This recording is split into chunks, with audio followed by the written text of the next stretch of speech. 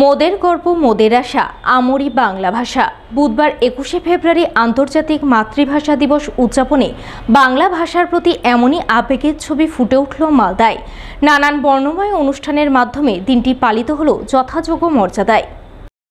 1947 সালে দ্বিজাতি তত্ত্বের ভিত্তিতে ভারত ভাগ হয়, সৃষ্টি হয় নতুন দুটি দেশের, যার নাম ভারত ও পাকিস্তান। পাকিস্তান দুটি অংশে বিভক্ত হয়, পূর্ব পাকিস্তান ও পশ্চিম পাকিস্তান। 1948 সালে উর্দুকে পাকিস্তানের একমাত্র রাষ্ট্রভাষা হিসেবে স্বীকৃতি দিলে পূর্ব পাকিস্তানে বসবাসকারী বাংলাভাষী সাধারণ জনগণের মধ্যে তীব্র ক্ষোভ ও বিরূপ প্রতিক্রিয়া সৃষ্টি হয়। প্রতিবাদে গর্জে ওঠেন পূর্ব পাকিস্তানের বাংলাভাষীরা। 1952 সালের 21শে ফেব্রুয়ারি ঢাকা বিশ্ববিদ্যালয়ের বহু সংখ্যক ছাত্র ও প্রগতিশীল কিছু রাজনৈতিক কর্মী মিলে মিছিল শুরু করেন। 144 ধারা অবমাননার অজুহাতে পাকিস্তান প্রশাসন আন্দোলনকারীদের উপর গুলিবর্ষণ করে। ঢাকার রাজপথ আন্দোলনকারীদের রক্তে রঞ্জিত হয়ে ওঠে। মাতৃভাষার স্বীকৃতি আদায়ে নেমে রফিক সালাম বরকত সহ আরও অনেকেই শহীদ হন। পরে 1956 সালে সংবিধান পরিবর্তন করে বাংলা ভাষাকে অন্যতম রাষ্ট্রভাষা হিসাবে স্বীকৃতি প্রদান করে পাকিস্তান সরকার। আর এই 21শে ফেব্রুয়ারিকে সামনে রেখে ইউনেস্কো 1999 সালে দিনটিকে আন্তর্জাতিক মাতৃভাষা দিবস হিসাবে ঘোষণা করে। সেই থেকে প্রতি বছর 21শে ফেব্রুয়ারি পালিত হয়ে আসছে আন্তর্জাতিক মাতৃভাষা দিবস। তাই বুধবার মালদা শিল্পী সংসদের উদ্যোগে যথাযোগ্য মর্যাদায় আন্তর্জাতিক মাতৃভাষা দিবস উদযাপন করা হয়। এই উপলক্ষে প্রথমে মালদা শিল্পী সংসদের সদস্যরা মাতৃভাষা বাংলার প্রতি আবেগ ভালোবাসা তুলে ধরে শহরে পথ পরিক্রমা করেন। পথ পরিক্রমা শেষে মালদার উঠোন সংলগ্ন নজরুল মূর্তির পাদদেশে সমবেত হন। সেখানে গান, কথা, কবিতা পাঠ সহ নানান অনুষ্ঠানের মাধ্যমে আন্তর্জাতিক মাতৃভাষা দিবস উদযাপন করেন। আজকে 21শে ফেব্রুয়ারি আন্তর্জাতিক মাতৃভাষা দিবস।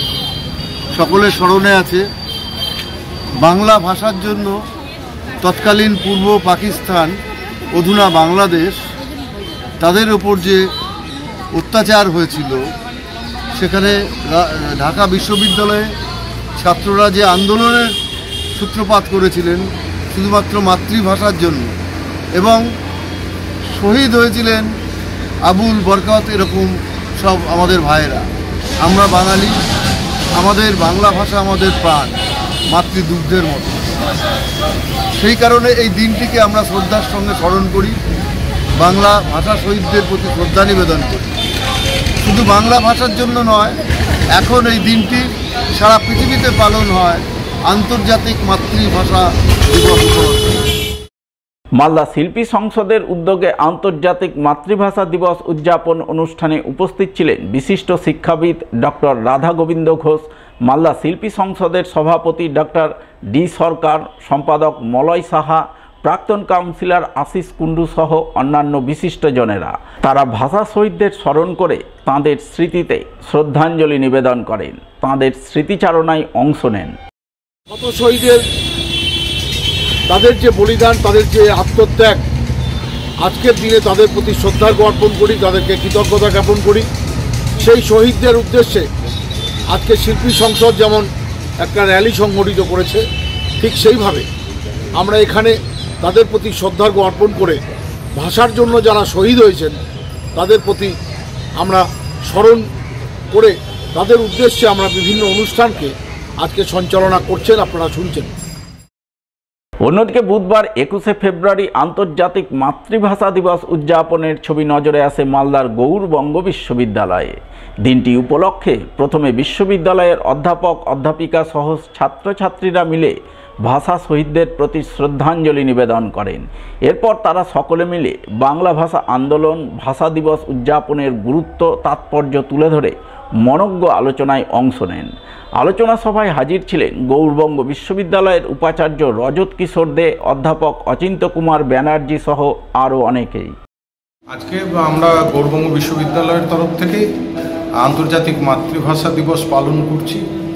আমাদের প্রতি বছর এই মাতৃভাষা দিবসের অনুষ্ঠান হয়ে থাকে এবং সেখানে বিশ্ববিদ্যালয়ের কেন্দ্রীয়ভাবে, আগে এটা আমাদের বাংলা বিভাগে এই অনুষ্ঠানটা হতো, কিন্তু পরবর্তীতে সেটা কেন্দ্রীয়ভাবে উদযাপিত হচ্ছে আজকের দিনটা। এবং আজকের দিবসের মাতৃভাষা পালনের এবং এই মাতৃভাষা দিবসকে প্রতিষ্ঠা করার পেছনে মাতৃভাষা আন্দোলনের যে শহীদরা ছিলেন তাদের যে অবদান, মাতৃভাষা দিবসের গুরুত্ব, প্রতিটি ভাষা শুধু আমাদের রাজ্যেই তো নয়, রাজ্যের বাইরে, আমাদের বৃহৎ ভারতবর্ষের বাইরে বৃহত্তর পরিবেশে সারা বিশ্বে আজকের দিনটি শ্রদ্ধার সঙ্গে পালিত হচ্ছে। কালিয়াচকের এক বেসরকারি স্কুলের পক্ষ থেকেও নানান অনুষ্ঠানের মাধ্যমে আন্তর্জাতিক ভাষা দিবস উদযাপন করা হয়। এ উপলক্ষে কালিয়াচকের কালিকাপুর কারবালা মাঠের কাছে প্রথমে ভাষা শহীদদের প্রতি শ্রদ্ধাঞ্জলি নিবেদন করেন স্কুলের শিক্ষক শিক্ষিকা সহ উপস্থিত বিশিষ্টজনেরা। এরপর নাচ গান নাটকের মাধ্যমে দিনটি উদযাপন করা হয়। সেই সঙ্গে দিনটি উপলক্ষে বিশিষ্টজনেদের সংবর্ধনা জ্ঞাপন করা হয় বলে জানা গেছে। 21শে ফেব্রুয়ারি আন্তর্জাতিক মাতৃভাষা দিবস উপলক্ষে যে আমাদের স্মার্ট বিদ্যালয়ের তরফ থেকে বিশেষ করে আমাদের 15 জন সম্বর্ধনা দেওয়া হলো। 15 জনকে, তার মধ্যে 6 জন আমাদের রিপোর্টার বন্ধু ছিলেন, সাংবাদিক বন্ধু, আর বাকি জন ছিলেন আমাদের যারা বাংলার শিক্ষক এবং যারা সমাজের উপরে ভালো কাজ করেছে। কারণ এটা আমরা দিলাম এই জন্যই যে তারা বাংলা ভাষাটাকে আরও ভালোভাবে, শুধু বাংলা ভাষার সঙ্গে জড়িয়ে আছে, বই লিখছে। তার মধ্যে আব্দুল মালিক সাহেব আছেন লেখক, তানিয়া ম্যাডাম আছেন, এজাজুল স্যার আছেন, আনোয়ারা বেগম চৌধুরী আছেন। এর মধ্যে বাকি সাংবাদিক যারা বন্ধুরা ছিল তাদেরকে দিলাম। আর তার মধ্যে বাংলা সাংস্কৃতিক যে গান নাটক এগুলো নিয়ে আমাদের প্রোগ্রামটা আজকে চলছে না। মালদার রতুয়া 2 নম্বর পঞ্চায়েত সমিতির 2024-25 অর্থবর্ষের বাজেট সভা হয়ে গেল বুধবার। বাজেট সভা বয়কট করে শাসক দলের বিরুদ্ধে বৈষম্য বিভেদমূলক আচরণের অভিযোগ তুলে তোপ দাগলেন বিরোধীরা। বিরোধী পক্ষের অভিযোগ, আজ রতুয়া 2 নম্বর পঞ্চায়েত সমিতির বাজেট সভা ছিল, কিন্তু সেই সভায় তারা অংশগ্রহণ করেননি, সভা বয়কট করেছেন। কারণ তৃণমূল পরিচালিত পঞ্চায়েত সমিতি বিরোধীদের কোনো কথায় গুরুত্ব দেয় না, বিরোধীদের অন্ধকারে রেখে কাজ পরিচালনা করছে। বিরোধী এলাকায় কোনো কাজ করা হচ্ছে না, এমনকি পঞ্চায়েত সমিতিতে বিরোধীদের জন্য বসার কোনো ঘর নেই। এই সমস্ত বৈষম্য ও বিভেদমূলক আচরণের তীব্র প্রতিবাদ জানাতেই আজ তারা বাজেট সভা বয়কট করেছেন। এবং এই যে 24-25-এর যে অ্যাপ্রুভালগুলো হয়েছে স্কিম, সেই স্কিমগুলোতে তো আমাদের তো কোনো কিছুটা নেবে, আমাদের কোনো কিছু নেয়নি। এবং আমরা যে জমা দিচ্ছি সেই জমা নিয়ে কাগজ নিয়ে অট্টহাস্য করা হচ্ছে। ভিডিও টেবিলে দিচ্ছি, ভিডিও টেবিল থেকে নিয়ে আবার যে আমাদের বিরোধী যে টিএমসি মেম্বারগুলো আছে তারা নিয়ে রাস্তায় ঘুরে বেড়াচ্ছে, হাসছে। তাহলে কি এতে ভিডিওকে কীভাবে লাগছে দেখতে? ওর কাছে আমরা দিচ্ছি একটা গুরুত্বপূর্ণভাবে কাগজটা জমা দিতে, সেখান থেকে সেই টেবিল থেকে কাগজ নিয়ে ওরা রাস্তায় ঘুরে বেড়াচ্ছে। কি এটা তাহলে মজার বিষয়? তাহলে ভিডিও কি এখানে কি রকম কি কথা? আপনারা এই বাজেট বয়কট করেন? হ্যাঁ হ্যাঁ, আমরা এই বাজেটটা আমরা বয়কট করেছি। আমরা বিরোধী মেম্বার যারা আছে তারা আমরা এই বাজেটটা বয়কট করেছি। কি কারণে বয়কট করেছি? আমাদের সঙ্গে বৈষম্যমূলক আচরণ করা হচ্ছে। আমাদের এই যে মহিলা মেম্বার আছে, আমরা আছি, আমাদের বসার আজ পর্যন্ত কোনো ঘর দেয়নি পঞ্চায়েত সমিতি, এবং বিডিও সাহেবও ব্যবস্থা করে দেয়নি। এবং বিভিন্ন রকম ডেভেলপমেন্ট ওয়ার্কে আমাদেরকে ডাকা হয়নি, আমাদের কোনো কথাবার্তা শোনা হয়নি। এবং এই যে 24-25 সালের যে বার্ষিক পরিকল্পনা গ্রহণ করা হচ্ছে, আমাদের কোনো মূল্যায়ন করা হচ্ছে। এবং যে সমস্ত কাজের টেন্ডার হয়েছে, যেখানে স্থানীয় মেম্বার যারা আছে, যেখানে কাজ হচ্ছে, স্থানীয় মেম্বারদেরকে অন্তত জানানো উচিত, যেটা পঞ্চায়েত অ্যাক্টের স্পষ্ট লেখা আছে 6 ধারাতে, যে যারা নির্বাচিত সদস্য, শুধু আমাদের নয়, যারাই নির্বাচিত সদস্য তাদেরকে এই কাজ ডেভেলপমেন্ট ওয়ার্কগুলো দেখার জন্য আমন্ত্রণ জানানো উচিত।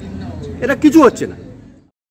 যদিও রতুয়া 2 নম্বর পঞ্চায়েত সমিতির সভাপতি আমির উদ্দিন ইসলাম বিরোধীদের অভিযোগ মানতে নারাজ। তার দাবি, কিছু ভুল বোঝাবুঝি এবং রাজনৈতিক কারণে বিরোধীরা বাজেট সভা বয়কট করেছেন। আমি তো বলবো বয়কট ঠিক নয়, একটা কোনো কারণে কোনো মিসগাইড বা একটা কনস্পিরেসি ছাড়া কিছু নয়। 4 জন এসেছেন, আমাকে দেখাও করেছেন। এটা আমি বলবো কোথাও একটা ভুল বোঝাবুঝি হতে পারে, অথবা মিসগাইডেড, মিসলিডেড, পলিটিক্যাল মিসলিডেড হতে পারে। সামনে ইলেকশন আছে, তো সেই সব চিন্তা হতে পারে, এটা আমি ভাবছি।